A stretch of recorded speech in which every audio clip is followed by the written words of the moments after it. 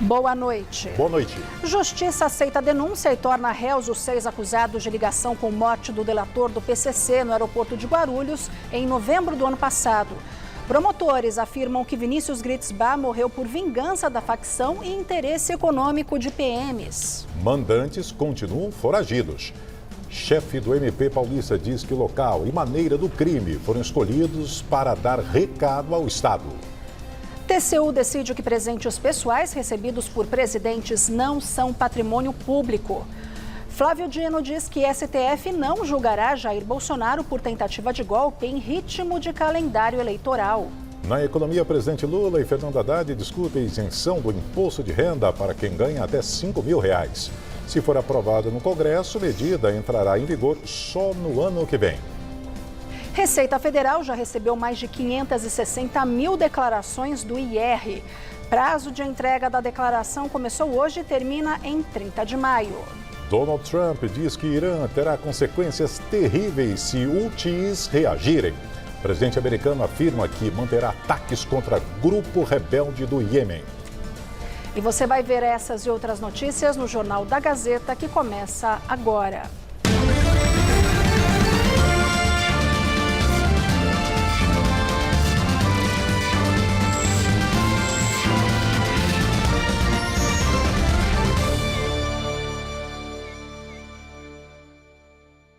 A Justiça de São Paulo aceitou a denúncia do Ministério Público e tornou réus os 6 acusados de participação na execução de Vinícius Gritzbach, o delator do PCC. Segundo o Ministério Público, o motivo do crime foi vingança da facção criminosa e interesse econômico dos policiais. Hoje, o chefe do MP paulista disse que o local e maneira do crime foram escolhidos para dar recado ao Estado. Dos 6 acusados de assassinar o delator do PCC, 3 já estão presos. Os outros 3 seguem foragidos. Além de responder pelos homicídios de Vinícius Gritzbach e de um motorista de aplicativo que morreu vítima de bala perdida no episódio, eles também foram denunciados por 2 tentativas de assassinato contra quem se feriu por estilhaços. A investigação apontou 3 executores. O cabo Denis Martins e o soldado Juan Rodrigues são, segundo a promotoria, os homens que aparecem nas imagens com fuzis disparando contra Gritzbach no Aeroporto Internacional de São Paulo, em Guarulhos, em novembro do ano passado. Já o tenente Fernando Genauro foi, de acordo com a acusação, o motorista e, por isso, responde como coautor dos homicídios e tentativas. Os 3 estão presos. Segundo o Ministério Público, eles agiram como matadores de aluguel, com a promessa de recompensa. Cauê Amaral, apontado como olheiro do grupo, também faz parte da denúncia.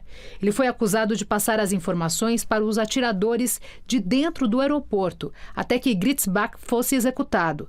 Cauê segue foragido. E ainda os 2 mandantes. Segundo o MP, Emílio Gongorra, o Cigarreira, e Diego Amaral, o Didi, encomendaram o assassinato. Os 2 também são procurados pelas autoridades. Se forem julgados e condenados, podem pegar até 100 anos de prisão. 4 meses de investigação e com um processo de 500 páginas, a Polícia Civil concluiu o motivo do assassinato de Vinícius Gritzbach. Foi vingança. E seria um acerto de contas pelas mortes de Anselmo Santa Fausta, o Cara Preta, e Antônio Corona Neto, o Sem Sangue, traficantes assassinados em 2021. Vinícius Gritzbach era suspeito de ter mandado matar a dupla porque estaria sendo cobrado de um desfalque financeiro com o PCC. Ele era empresário do ramo imobiliário e tinha confessado ao próprio MP que lavava dinheiro para a facção criminosa. E também denunciou policiais por corrupção. Para o Ministério Público, além da vingança, tem mais por trás da morte de Gritzbach: interesse econômico de PMs e um recado ao Estado. Esta operação, que trouxe requintes de muito... requintes que deixaram muito apreensivos a sociedade brasileira, por tudo que foi falado aqui, foi escolhido o local da execução, foi escolhida a maneira da execução para dar recado para o Estado, para querer afrontar o Estado e para querer mostrar que não só que eles têm poder de força, mas como eles se vingam de pessoas que ousam trair algumas das questões que eles envolvem. A pedido do Ministério Público, o DHPP vai apurar também, em outro inquérito, se PMs que faziam a escolta ilegal de Gritzbach também tiveram envolvimento com o assassinato. Os investigadores têm indícios de que alguns deles forneceram informações privilegiadas aos executores. Para o Ministério Público do Estado de São Paulo, para nós, responsáveis pela investigação do homicídio, o caso não está completamente encerrado. Ele está parcialmente concluído, com 6 denunciados que nós temos certeza absoluta que estão envolvidos.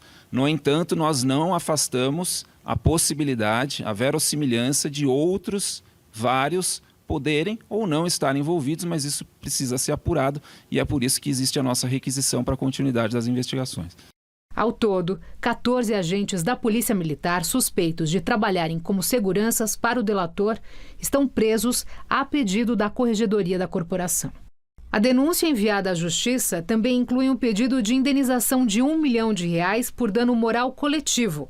Além disso, R$20 mil para as vítimas sobreviventes e R$100 mil para as famílias dos mortos. O Ministério Público pede que a polícia ofereça também uma recompensa de R$50 mil por informações de todos os foragidos. As defesas do tenente Fernando Genauro, do cabo Denis Martins e do soldado Juan Rodrigues sempre alegaram que os policiais militares são inocentes e não estiveram no aeroporto na data dos fatos. Os advogados prometeram apresentar provas durante a fase processual. O ministro da Saúde, Alexandre Padilha, anunciou nesta segunda-feira em Brasília a abertura de novo edital de vagas do programa Mais Médicos. No total, serão oferecidas 2.200 vagas para profissionais da área, além de cadastro reserva. Segundo o ministro, os municípios em situação de vulnerabilidade e que precisam de médicos terão até o dia 24 de março para efetivarem a adesão pelo sistema de informação do programa. A expectativa é de que o processo de seleção ocorra em abril e que os novos médicos comecem a trabalhar em maio. Com essa nova leva de profissionais, o programa chegará a um total de 28 mil vagas ocupadas, atendendo cerca de 60 milhões de brasileiros. A Comissão de Valores Mobiliários abriu processo administrativo para apurar possíveis irregularidades na nomeação de 3 ministros do governo Lula para cargos em conselho de uma empresa privada. Segundo reportagem do jornal O Estado de São Paulo, os ministros da Previdência, Carlos Lupe, da Igualdade Racial, Aniele Franco, e da Controladoria Geral da União, Vinícius Marques de Carvalho, são alvos da investigação. No entendimento da CVM, que regula o mercado de capitais no país, eles deveriam ter realizado consulta formal sobre eventual conflito de interesses antes de assumirem cadeiras no Conselho de Administração da Tupi, uma metalúrgica multinacional com ações negociadas na Bolsa de Valores. Os mandatos deles, na empresa, tiveram início em 2023, por indicação da BNDES Participações, estatal que detém 28,19% das ações da Tupi. No próximo dia 24 de março, a Comissão de Ética Pública vai decidir se abre processo contra os ministros. Em nota, eles disseram ter se submetido ao processo realizado pelo BNDES, em que não se identificou risco de conflito de interesses. O Tribunal de Contas da União decidiu que presentes de uso pessoal recebidos por presidentes e vice-presidentes não são patrimônio público e podem continuar com os mesmos ao saírem do cargo. A decisão valida a tese de que não há uma legislação específica que defina critérios e valores para classificar esses itens como parte do acervo público ou de posse pessoal dos chefes do Executivo. Essa conclusão representa um recuo em relação ao entendimento de 2016, quando o TCU havia decidido que todos os documentos e presentes recebidos pelos presidentes deveriam ser incorporados ao patrimônio da União, exceto os itens de natureza pessoal ou de consumo próprio. Agora, de acordo com a determinação do Tribunal de Contas, tanto as joias que o ex-presidente Jair Bolsonaro recebeu na viagem à Arábia Saudita, quanto um relógio que o presidente Lula recebeu em 2005 do presidente da França à época, Jacques Chirac, bem como outros adereços, não são patrimônio público. A nota do TCU sugeriu que essa gestão de bens seja aprimorada no Palácio do Planalto. No ano passado, o ex-presidente Jair Bolsonaro foi indiciado pela Polícia Federal no inquérito que apurou o recebimento de joias da Arábia Saudita e venda nos Estados Unidos. Ao todo, 12 pessoas foram imputadas em crimes. O caso está na Procuradoria-Geral da República, que ainda analisa se vai apresentar denúncia contra os acusados. Na última sexta-feira, Bolsonaro usou as redes sociais para noticiar a decisão do TCU e publicou os trechos do parecer do tribunal aos seguidores.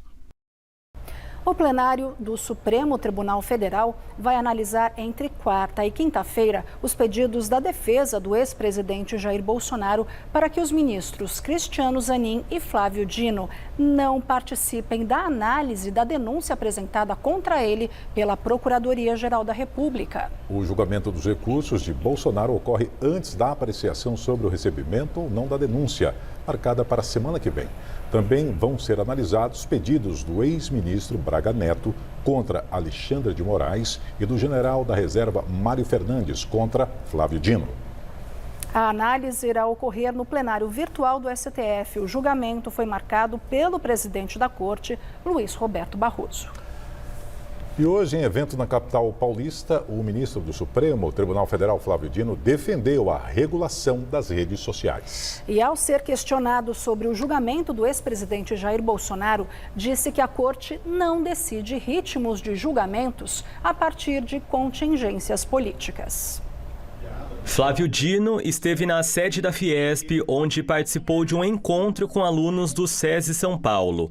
O tema da palestra foi Ética e Inteligências Artificiais, da mentira à deepfake. Está em pauta no Supremo Tribunal Federal a regulação das redes sociais e a responsabilidade das plataformas por conteúdo ofensivo publicado por usuários. O relator ministro Dias Toffoli e o ministro Luiz Fux votaram a favor da ampliação dessa responsabilidade em dezembro. Por outro lado, o presidente da Suprema Corte, ministro Luiz Roberto Barroso, defendeu a remoção imediata, sem ordem judicial, de conteúdo criminoso, exceto em casos de crimes contra a honra. O julgamento foi suspenso após pedido de vista do ministro André Mendonça ainda no ano passado. Agora, o ministro Flávio Dino será o próximo a votar. Eu tenho a convicção que essa ideia de um regime mais rápido de responsabilidade é fundamental e me parece que algumas condutas devem ser especialmente observadas. Por exemplo, um bullying especialmente violento, reiterado, um ataque à escola. Ataque que eu digo violento, tocar fogo na escola, matar os alunos, os professores, enfim, os funcionários. Será que, em alguns casos, poucos casos, a plataforma não deve ser a prioristicamente responsabilizada? Num regime em que ela tenha que moderar e que, se ela não consegue moderar, ela também responda por isso, caso as consequências ocorram? Será que não tem que ampliar a transparência do modo como essas plataformas funcionam? No Congresso, o projeto de lei das fake news, que também busca ampliar a responsabilidade dos provedores, deixou de tramitar antes mesmo de ser votado. O que eu posso dizer é que, no caso desses processos, eles tramitam há muitos anos. Então, não é possível ao Supremo se recusar a julgar ou dizer que é possível esperar mais na medida em que as partes concretas já litigam há 5, 6, 8, 10 anos. Segundo o ministro, a liberdade de expressão não é absoluta. Flávio Dino foi questionado ainda sobre o cenário político para 2026 e o julgamento marcado para a semana que vem do ex-presidente Jair Bolsonaro do PL, acusado de tentativa de golpe de Estado. O ministro defendeu a imparcialidade dos membros da corte e garantiu que o calendário eleitoral não interfere na agenda do STF. Ninguém vai arriscar a sua biografia, a sua ética profissional, julgando casuisticamente pessoas. O que haverá é o julgamento de fatos e provas, nos autos. Afirmo a vocês. Porque o Supremo tem uma tradição que, independentemente de você gostar de uma ou outra decisão, que é legítimo, mas o Supremo tem um código de conduta. E ninguém vai violar esse código de conduta por conta de calendário eleitoral ou interesses políticos. Em ato em Copacabana, no Rio de Janeiro, o ex-presidente Jair Bolsonaro voltou a defender a anistia aos envolvidos nos ataques de 8 de janeiro de 2023 em Brasília. Além do ex-presidente, participaram do evento o governador do Rio de Janeiro, Cláudio Castro, do PL, o de São Paulo, Tarcísio de Freitas, do Republicanos, o de Santa Catarina, Jorginho Melo, do PL, e o de Mato Grosso, Mauro Mendes, do União Brasil. Em discurso, o governador de São Paulo, que é cotado para disputar a presidência em 2026, atacou o governo Lula. Ninguém aguenta mais o arroz caro, o feijão caro, a gasolina cara, o ovo caro. Prometeram picanha e não tem nem ovo. E se tá tudo caro, volta Bolsonaro! Embora inelegível até 2030, Bolsonaro tem dito que ainda é candidato. Mas durante o evento, o ex-presidente disse não ter obsessão pelo poder e afirmou deixar herdeiros políticos. Bolsonaro também pediu anistia para os presos envolvidos nos ataques de 8 de janeiro de 2023. Até o momento, 481 pessoas foram condenadas pelo STF. As penas variam de 1 ano a 17 anos e 6 meses de prisão por golpe de Estado, tentativa de abolição violenta do Estado Democrático de Direito e dano qualificado. O ex-presidente negou que vai deixar o Brasil para fugir de uma possível condenação por parte do Supremo Tribunal Federal. A Procuradoria-Geral da República denunciou o ex-presidente e mais 33 pessoas por participação na trama golpista. No dia 25 de março, a primeira turma do STF começará a analisar a peça para decidir se torna os denunciados réus. Em discurso, além de voltar a criticar o ministro Alexandre de Moraes, Bolsonaro ressaltou que vai continuar sendo um problema preso ou morto para a corte. Quem é a liderança ou quem foi a liderança dessas pessoas? Não tiveram. Foram atraídas para uma armadilha. Se é 17 anos para as pessoas humildes, é para justificar 28 anos para mim. Não vou sair do Brasil. A minha vida estaria muito mais tranquila se eu estivesse do lado deles. De acordo com pesquisadores da USP, no ápice, a manifestação em Copacabana teve pouco mais de 18 mil pessoas. Segundo a estimativa do Datafolha, 30 mil estavam no local.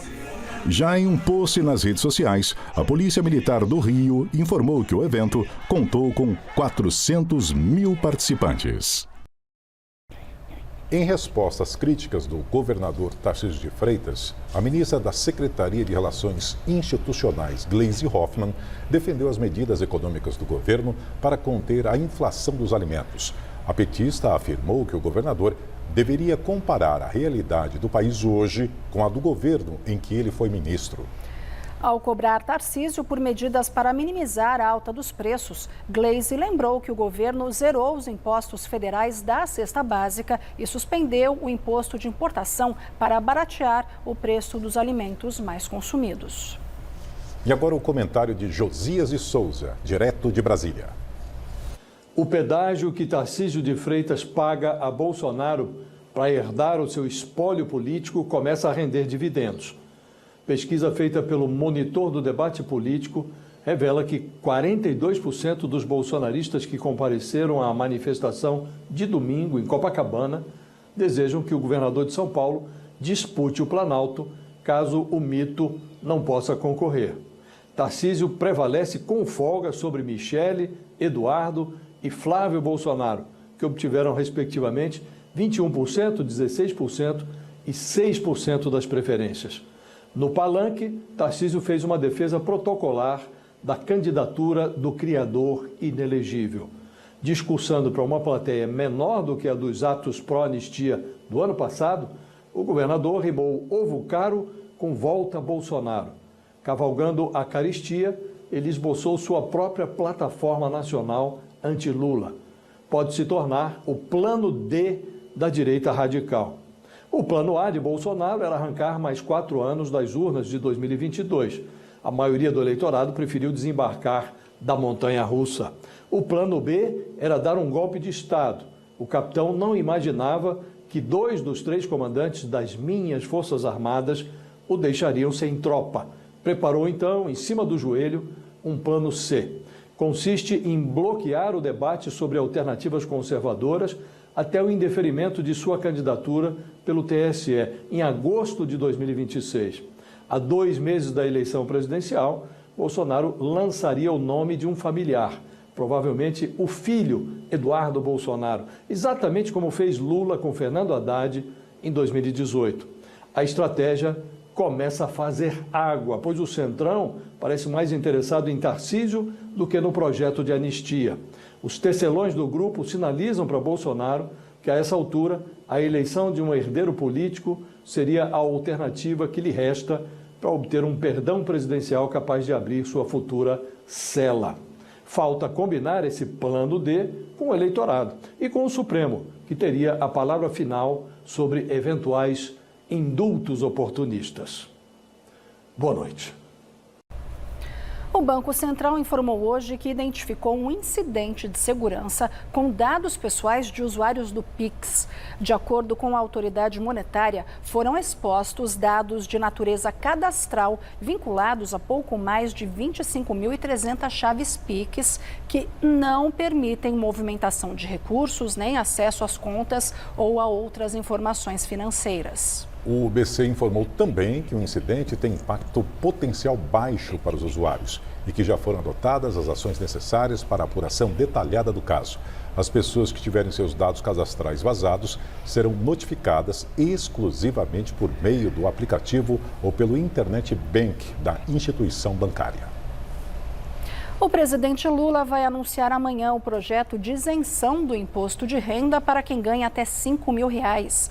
O ministro Fernando Haddad disse que a ampliação custará 27 bilhões de reais. O repórter Luciano Penteado tem todos os detalhes. Boa noite, Luciano.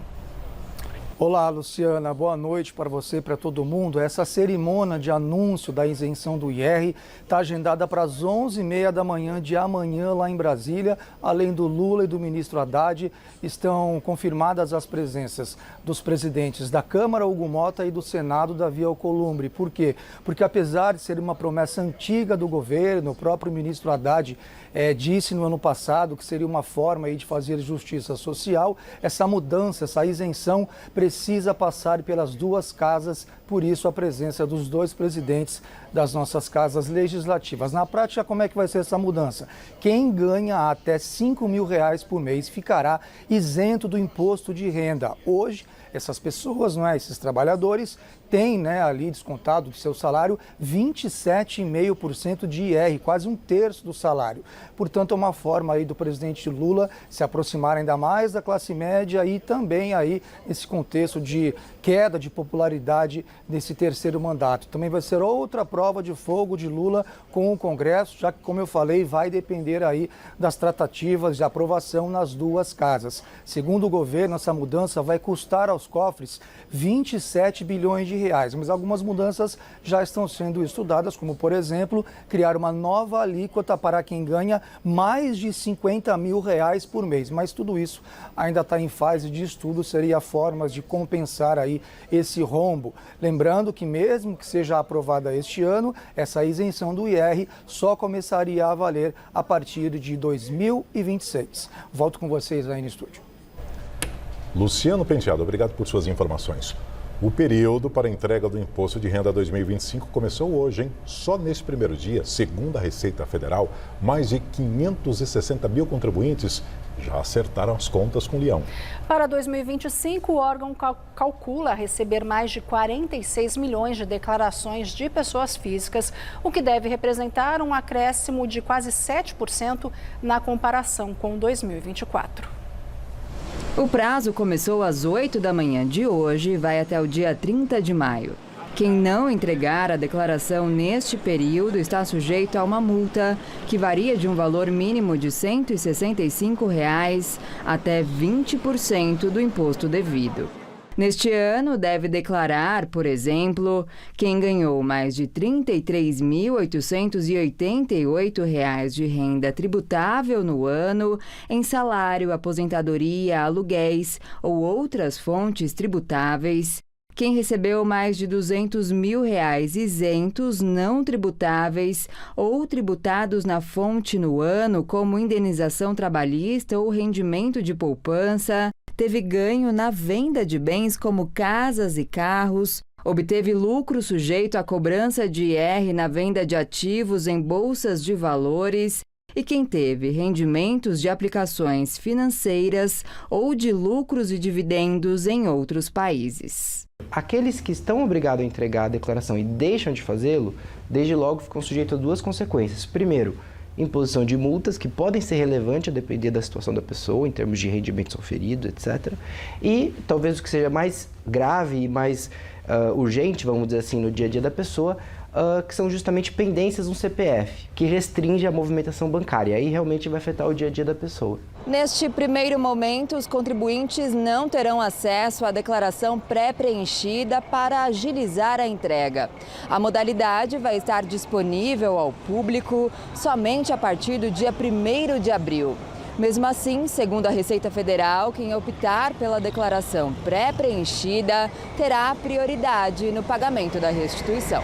A declaração pré-preenchida, ela facilita muito a vida do contribuinte, porque você já puxa as informações do banco de dados da Receita Federal, mas é importante frisar que ela não te exime de culpa caso as informações estejam erradas. Então é importante sempre conferir as informações, verificar se não houve algum erro da Receita Federal ou do empregador, da operadora do plano de saúde, do médico, enfim, de quem seja, mas é importante lembrar que o responsável pela declaração é o contribuinte.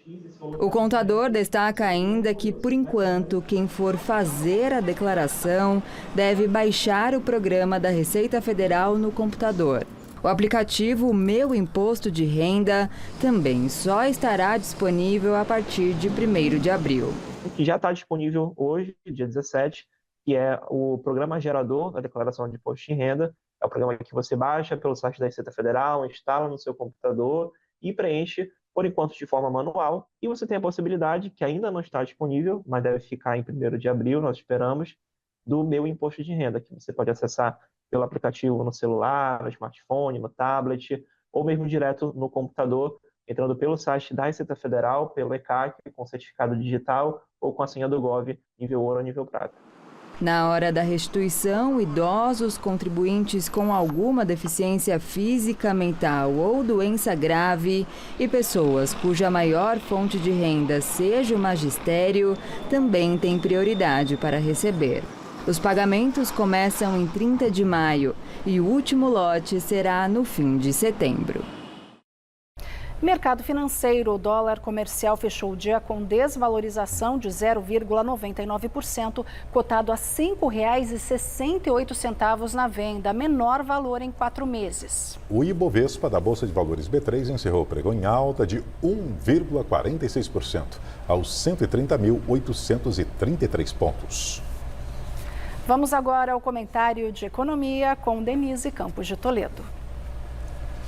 O IBCBR, a prévia do PIB do Banco Central, surpreendeu com expansão de 0,9% em janeiro, acima do previsto após recuar 0,7% em dezembro. Em 12 meses, o crescimento foi de 3,8%. Surpreendeu porque os indicadores setoriais do IBGE apontaram uma certa fraqueza em janeiro, como a indústria, o comércio e serviços, após o próprio PIB ter desacelerado no último trimestre de 2024. A questão é que houve revisão dos dados dos meses anteriores e o IBCBR tem diferenças de metodologia com o PIB. O índice é calculado a partir de estimativas de volume de produção agrícola, industrial e de serviços, além do índice de volume dos impostos sobre a produção. Portanto, esse IBCBR, embora exija avaliação mais cuidadosa de futuros indicadores de atividade, em princípio não altera a perspectiva de uma perda de ritmo da economia em função da inflação, que reduz o poder de compra, e dos juros em alta. Aliás, o relatório Focus divulgado hoje pelo BC mostrou corte da produção produção da projeção, aliás, do PIB do mercado, após semanas de estabilidade. A projeção deste ano caiu de 2,01% para 1,99%. De 2026, foi de 1,7% para 1,6%. O mercado ainda conta com mais aperto dos juros, com a Selic indo a 15% até o final deste ano. Mas nesta quarta-feira, o Copom já deve elevar a taxa básica de 13,25% para 14,25% ao ano. No ano que vem, a taxa, de acordo com a projeção média do mercado, pode recuar para 12,5%. Mas algumas instituições trabalham com projeções mais altas porque contam com inflação mais resiliente. A previsão do IPCA para 2025 até caiu, de 5,68% para 5,66%, ainda muito alta e distante do teto da meta. E a de 2026 subiu de 4,40% para 4,48%. Enfim, continuamos com um cenário de inflação e juros elevados que tende a pesar na atividade. No primeiro semestre, o agro é que ainda deve dar uma força maior, devendo colaborar inclusive para alguma queda no custo da alimentação. Fica a dúvida se ações de estímulo do governo, como o aumento da isenção do IR, não vão garantir maior expansão, dificultando a estratégia do Copom de conter preços através de um menor vigor da economia. Luciana? 39 pessoas morreram e dezenas ficaram feridas após tempestades e tornados atingirem 7 estados norte-americanos nos últimos dias. Desde sexta-feira, mais de 80 tornados foram registrados no centro-sul dos Estados Unidos. O Missouri tem o maior número de mortos, 12, seguido pelo Kansas, com 8. O Alabama foi severamente impactado e 3 morreram no estado. O Serviço Nacional de Meteorologia informou que 2 tornados EF4 atingiram o Arkansas, com ventos de 274 quilômetros por hora. Foi a primeira vez em 25 anos que o estado sofreu com a passagem de vários fenômenos desta categoria em um único dia. Os estados do Mississippi, Kansas e Texas também foram atingidos. Ao menos 250 mil imóveis ficaram sem energia elétrica. Os tornados e as tempestades, que incluíram granizo, destruíram e destelharam casas, arrancaram árvores, tombaram caminhões e provocaram acidentes de trânsito. A expectativa é que os ventos comecem a se deslocar para o oceano ainda hoje. Em 2024, 54 pessoas morreram em incidentes relacionados a tornados nos Estados Unidos. E ainda sobre o tempo, vamos à previsão? Vamos, porque essa é a última semana do verão, já deu inclusive para sentir o refresco, né, no tempo. Fernanda Azevedo já está por aqui, é claro. Fê, boa noite. Quais são os destaques dessa reta final da estação?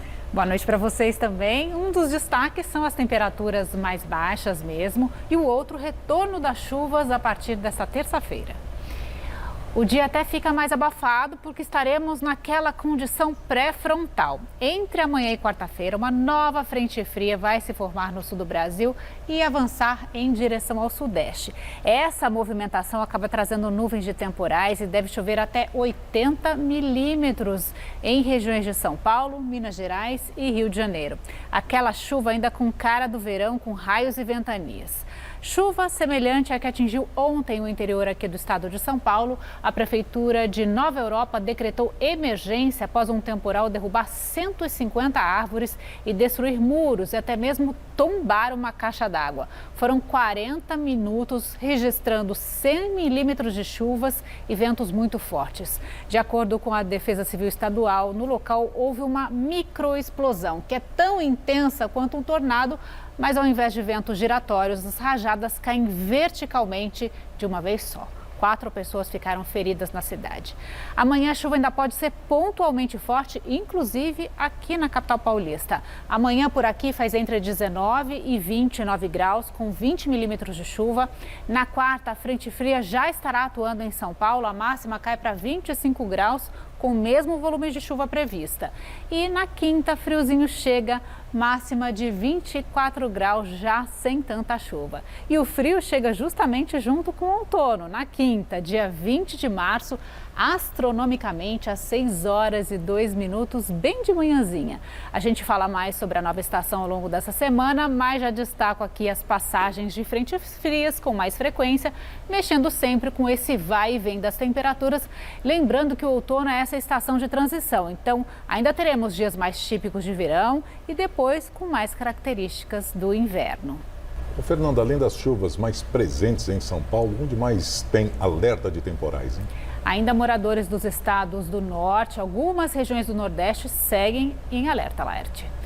Os temporais continuam a atingir as duas regiões. Vou até pedir para voltarmos com o mapa de chuvas, porque agora o destaque é essa outra faixa por aqui. Ainda com a atuação da Zecit, que é a zona de convergência intertropical, acumulados bem altos essa semana, entre 150 milímetros, chegando até 180 milímetros.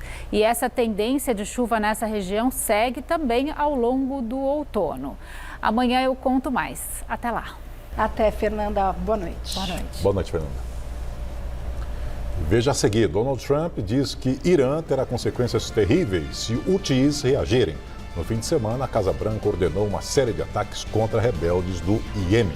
E na entrevista do dia, Denise Campos de Toledo conversa com o embaixador e ex-ministro Rubens Recupero sobre a situação do Brasil em meio aos desafios globais. Nós voltamos daqui a pouquinho.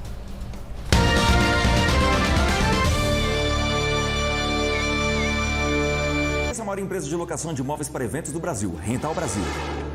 Você que é produtor de eventos como convenções, palestras, congressos, treinamentos, shows, sabe a importância de criar ambientes atrativos e de bom gosto para o sucesso do seu evento, não é mesmo? Na Rental Brasil você encontra um dos maiores ativos mobiliários, são mais de 9.500 metros quadrados de estoque, tudo com muito estilo, peças de design, sofás, poltronas, banquetas, puffs, mesas e cadeiras. Acesse o site e conte com quem já realizou mais de 130 mil eventos em todo o Brasil. rentalbrasil.com.br. Tóquio? Londres? Nova York? Não, é São Paulo. Esse é o Smart Sampa, o sistema de segurança inteligente da Prefeitura de São Paulo. Reconhecimento facial feito por mais de 25 mil câmeras em toda a cidade que acionam nossa central de operações. Resposta rápida, com a Polícia Municipal chegando ao local em poucos minutos para prender os criminosos. Smart Sampa, inteligência para deixar São Paulo mais segura. Prefeitura de São Paulo.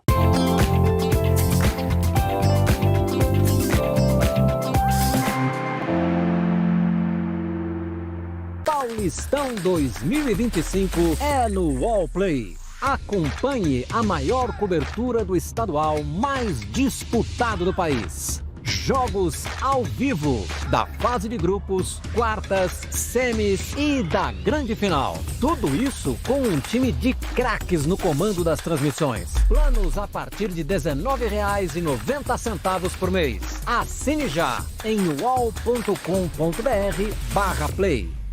Quando uma mulher ocupa seu lugar na política é porque outras tantas se uniram numa só voz. Nos corredores do poder somos agredidas e tentam nos abalar. Mas quando olhamos nos seus olhos, percebemos o pavor que a palavra igualdade causa em seus privilégios. Da maneira mais difícil, Marielle nos mostrou o peso que tem quando uma mulher fala. E nós ensinamos aos seus agressores que ninguém jamais nos calará. Porque quando uma cai, outra sempre surge no lugar. Vem pro PSOL, o partido mais feminista do Brasil.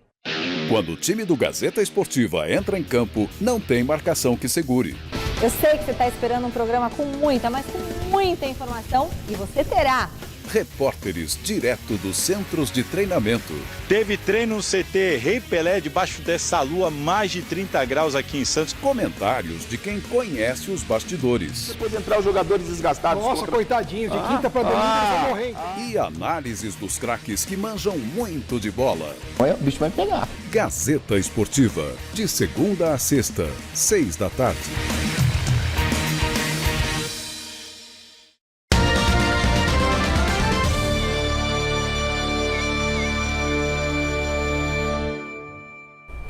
Os Estados Unidos voltaram a atacar o Iêmen nesta segunda-feira, a mando do presidente Donald Trump. Segundo ele, o Irã está por trás das ações dos Houthis e haverá consequências. Até agora, 54 pessoas morreram nos bombardeios norte-americanos. Desde sábado, os Estados Unidos bombardeiam o Iêmen, incluindo a capital Sanaá. Segundo a Casa Branca, as ações visam líderes dos Houthis, grupo rebelde que controla mais da metade do país. Antes dos ataques, Donald Trump ameaçou usar força letal esmagadora caso os Houthis não parassem de atacar navios no Mar Vermelho. Os Houthis são apoiados pelo Irã e têm bombardeado diversas embarcações comerciais no Mar Vermelho, do lado do Hamas, na guerra contra Israel. Nas redes sociais, Donald Trump acusou o governo iraniano de estar por trás dos ataques dos Houthis e se fazer de vítima inocente de terroristas desonestos que perderam o controle, mas que, na verdade, Teherã dita cada passo do grupo rebelde, inclusive o fornecimento de armamentos. Trump ameaçou o Irã, dizendo que o país persa será responsabilizado e sofrerá consequências terríveis. Oficiais americanos ouvidos pela imprensa local afirmaram que a ofensiva pode continuar por semanas. Esta é a maior investida militar dos Estados Unidos no Oriente Médio desde o retorno de Trump à Casa Branca. Os Houthis chamaram os ataques de crimes de guerra e que as Forças Armadas do Iêmen estão totalmente preparadas para responder à escalada com escalada e que um porta-aviões americano foi atacado com mísseis balísticos e de cruzeiro nesta segunda em retaliação. Porém, o exército americano não reportou qualquer ataque iemenita contra suas forças. E o presidente dos Estados Unidos, Donald Trump, declarou que vai conversar com Vladimir Putin por telefone amanhã e que já está discutindo com Moscou como a Ucrânia será dividida. A polêmica fala foi dada a jornalistas nesta manhã. Trump afirmou que conversará sobre os territórios ucranianos que estão muito diferentes do que eram antes da guerra. Segundo ele, a divisão de certos ativos já está sendo discutida tanto com Moscou quanto com Kiev. O Kremlin confirmou a conversa entre Trump e Putin na terça. Ela vai acontecer após o líder russo impor uma série de condições para aceitar um cessar-fogo de 30 dias proposto por Estados Unidos e Ucrânia na semana passada.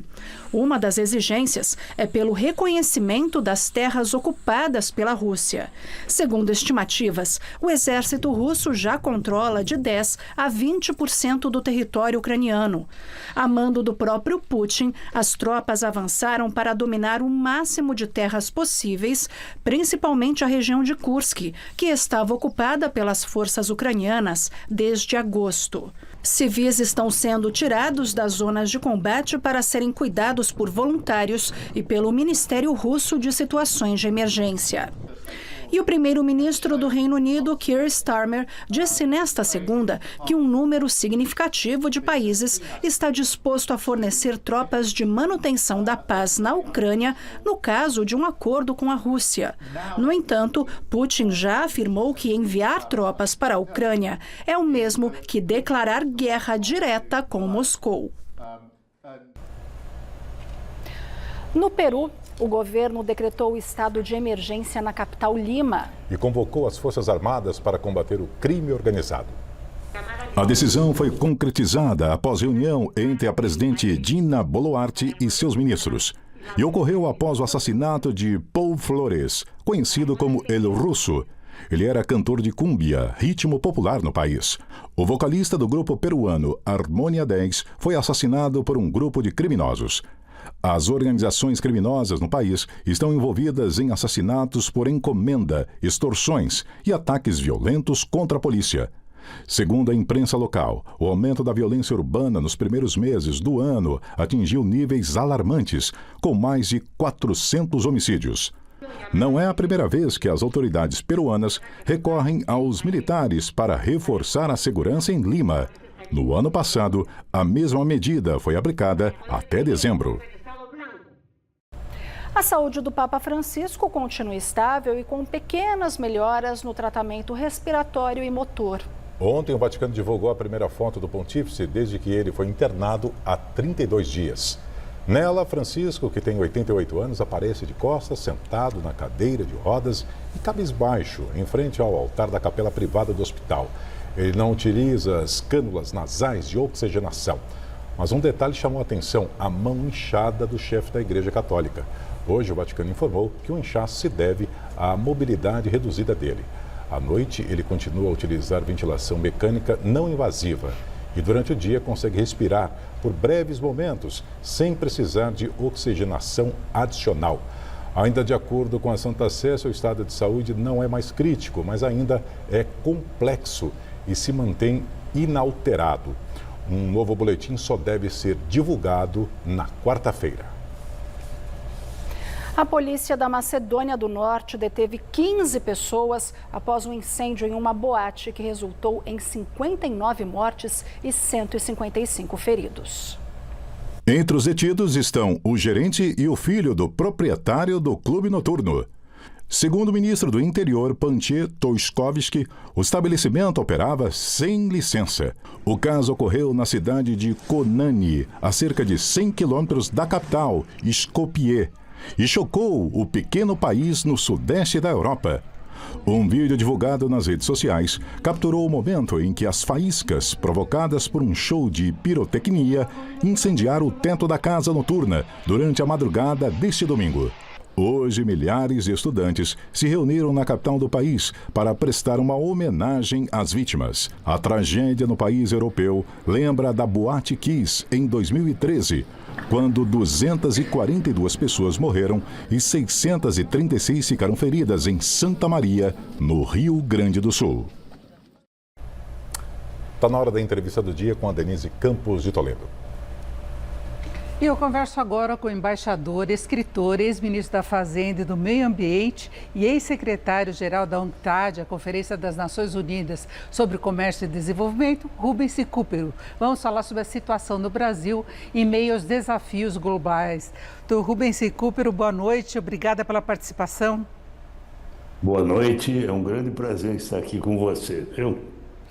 Bem, embaixador, nós estamos vendo um mundo no momento aí de adversidades, de preocupações, a posição de Trump em relação ao comércio internacional, avanço da extrema-direita, o mundo lutando contra a inflação, com juros elevados, preocupações com relação ao andamento das várias economias. Qual a avaliação que o senhor faz desse cenário hoje e principalmente com as iniciativas de Trump?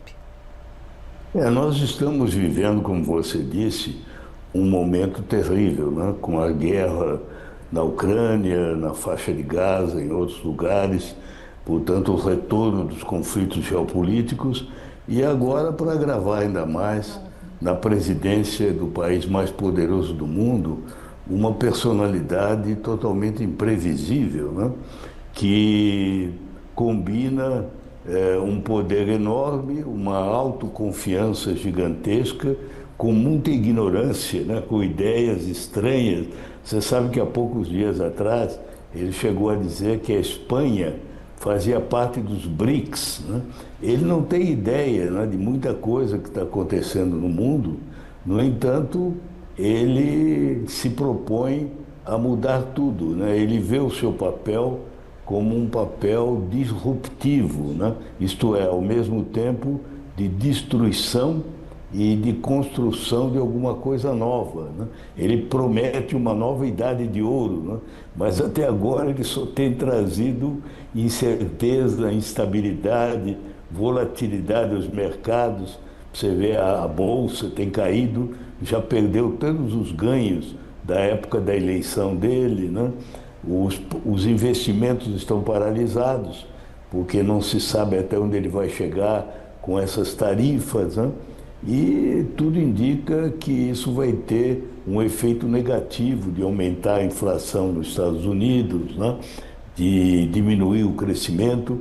E, na verdade, o público americano, o que espera antes de mais nada, é que ele consiga baixar o custo de vida, né? E é isso que ele não está fazendo, né? O custo de vida é hoje um problema global, né, o mundo inteiro enfrenta, inclusive aqui no Brasil, e Trump corre esse risco não só de aumento da inflação lá, mas também de uma recessão, já que há uma trava nos negócios, há uma expectativa do próprio empresariado, reclamações com relação a essas taxações. Agora tem um outro aspecto também, que é o político. A gente vê a Europa preocupada, por exemplo, em retomar investimentos em armamento. Ele está impondo acerto em torno da guerra da Ucrânia, mas fragilizando a posição da Europa em relação à Rússia de Putin, não é? E você sabe, Denise, que de certa maneira esse é um benefício inesperado da ação dele, né? É um pouco como se diz, há males que vêm para o bem, né? Porque ele acabou dando um choque na Europa. O Macron, presidente da França, diz que ele atua como um choque elétrico. A Europa estava confiante demais, repousava demais na proteção americana, na OTAN, né? De repente se vê ameaçada de perder isso tudo, né? E é obrigada a enfrentar a necessidade de se rearmar. E você sabe que isso pode ter um efeito até colateral positivo na economia, porque a economia da Alemanha, por exemplo, que é o esteio, o país mais forte da Europa, está não só estagnada, mas está em recessão há vários semestres, né?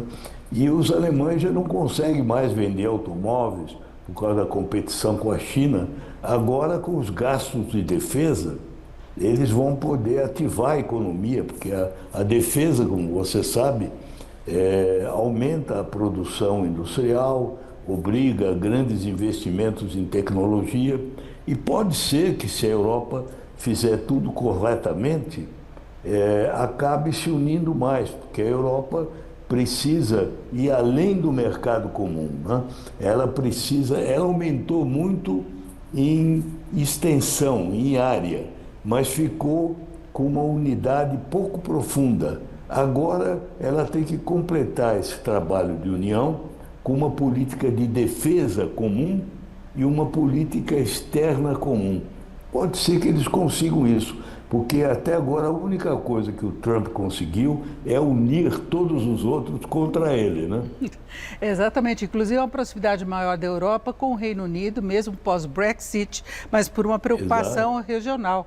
Então isso pode acontecer. Agora tem uma outra questão, que é a questão climática. Trump é negacionista, ele não concorda com o avanço dos eventos climáticos, não vai colaborar com a COP, ele não quer participar da ajuda a países mais pobres, que são mais vulneráveis a essa situação toda. E a gente sabe que fatores climáticos têm implicações em alimentação, sobre a pobreza, sobre uma série de fatores. Como é que o senhor vê, nesse caso, o impacto dele? Olha, é um retrocesso, não há como negar, né? Como o próprio André Correia do Lago, presidente da COP, declarou, ninguém vai querer evitar de dizer que a retirada dos Estados Unidos do Acordo de Paris é um golpe sério para a COP, né? Não significa que ela não possa fazer outras coisas, mas enfraquece, porque é o país mais poderoso do sistema internacional. Agora, a resposta que se deve dar a isso é procurar aumentar a disposição que cada país tem de elevar o nível dos seus compromissos climáticos voluntários nacionais. Você sabe que todo país tem uma meta de reduzir o uso de combustíveis fósseis e de aumentar o uso de fontes limpas de energia e, no caso brasileiro, de combater a destruição da floresta ou desmatamento. O Brasil já apresentou uma meta. Agora cabe ao Brasil, até como anfitrião da conferência, dar o exemplo e elevar o nível de ambição. E se todo mundo fizer isso, sobretudo os europeus, o Japão, outros países importantes, eu não digo que isso compense, mas vai reduzir o impacto negativo da retirada americana do Acordo de Paris. Agora, embaixador, como é que o senhor vê a posição do Brasil frente a esse novo contexto? Do ponto de vista diplomático, qual deve ser a posição do Brasil, já que pode ser atingido com a taxação do aço, do alumínio, a reciprocidade? Se fala da oportunidade de expandir os negócios para a China, por exemplo, que anunciou estímulos ao consumo doméstico, subsídios. A China quer manter um crescimento mais vigoroso. Agora, como fica? BRICS, meio ambiente, o Brasil tem condições de assumir uma posição mais firme frente aos Estados Unidos ou é melhor cautela? Olha, na verdade, não é bom para ninguém, nem para o Brasil, né? O Brasil não é particularmente visado. Você se lembra que naquela primeira entrevista que o Trump deu, quando perguntaram a ele sobre o Brasil e a América Latina, ele deu uma resposta assim, dizendo, não, eles precisam mais de nós do que nós precisamos deles. Nós não precisamos deles. E foi a única coisa que ele disse, né? Quer dizer, na agenda dele, nem o Brasil, nem a América Latina aparece com relevo, né? O México aparece porque é vizinho, né? Tem aqueles problemas todos, né? E ele fala também dessa ideia de recuperar o canal do Panamá. Mas fora disso, ele não disse até agora nada sobre a América Latina, nem especificamente sobre o Brasil. Sobre a questão do comércio que você mencionou, aço e alumínio, o Brasil já foi atingido. Mas foi atingido junto com todo mundo, né? Com os europeus, com o Canadá. O Brasil foi muito atingido no caso do aço, porque nós somos os segundos maiores fornecedores, além do Canadá, logo depois do Canadá. E quanto a isso, não há muita a resposta que o Brasil possa dar, porque você falou em China, é verdade. O Brasil tem na China e na Ásia, hoje em dia, o seu mercado mais importante, né? Você sabe que a China representa 28% do mercado brasileiro, né? Os Estados Unidos é apenas 12%, 13%, né? Agora, o que o Brasil vende para a China é diferente do que vende para os Estados Unidos. O Brasil não pode vender aço para a China, porque a China sozinha produz mais aço do que todo o resto do mundo juntos.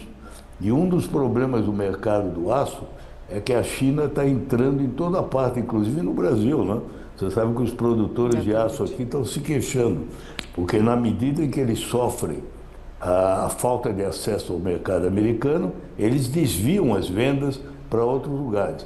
Agora, nós podemos compensar isso até um certo ponto, vendendo outras coisas, né? Quer dizer, o Brasil vai sair prejudicado, mas não é tão grave como é para o México ou para o Canadá, né?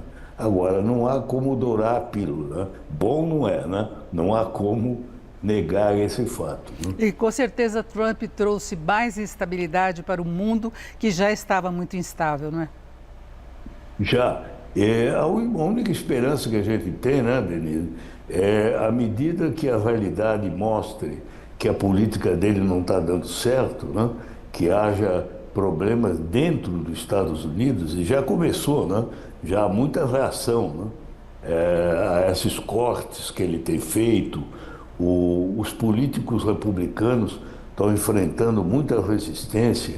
À medida que isso acontece, pode ser que ele modere um pouco, né? E depois, você sabe, daqui um ano, o ano que vem, tem as eleições para o Congresso americano.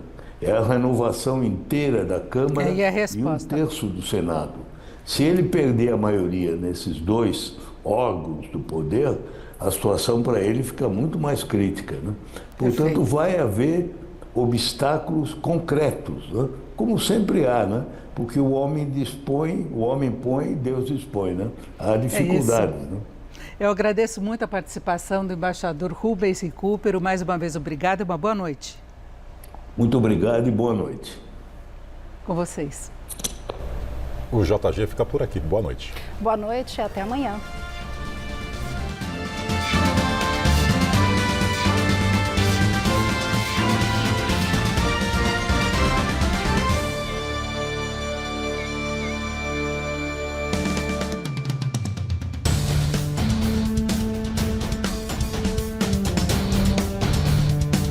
Jornal da Gazeta. Oferecimento. Casper. Em comunicação, inovação começa com C e termina com R.